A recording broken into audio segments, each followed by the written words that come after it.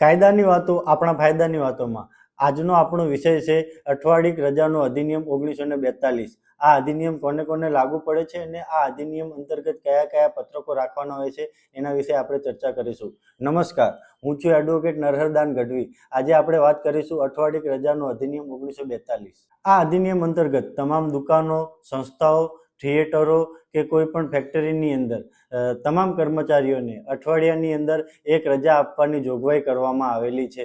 આ રજા પગાર સાથેની રજા આપવાની જોગવાઈ કરવામાં આવેલી છે। આ અધિનિયમ અંતર્ગત તમામ દુકાનો, સંસ્થાઓ કે કોઈ પણ ફેક્ટરીની અંદર તમામ કર્મચારીને દેખાઈ શકે એવી જગ્યાએ એક નોટિસ બોર્ડ લગાવવાનું હોય છે, જેમાં તમામ કર્મચારીને આપવામાં આવતી રજા વિશેની માહિતી રાખવાની હોય છે। આ અધિનિયમ અંતર્ગત ઇન્સ્પેક્ટરને આપેલી સત્તાઓની વાત કરીએ તો ઇન્સ્પેક્ટરને આ અધિનિયમ અંતર્ગત તમામ રેકર્ડ્સ જેવા કે નોટિસ, રજિસ્ટર, પત્રકો વગેરે ચકાસવાની સત્તાઓ આપવામાં આવેલી છે। આ અધિનિયમની કલમ 9 અંતર્ગત તમામ શિક્ષાત્મક કાર્યવાહી માટેની જોગવાઈ કરવામાં આવેલી છે। આવા જ અવનવા વિડીયો જોવા માટે અમારી ચેનલને લાઈક કરો, સબસ્ક્રાઈબ કરો અને શેર કરો। નમસ્કાર।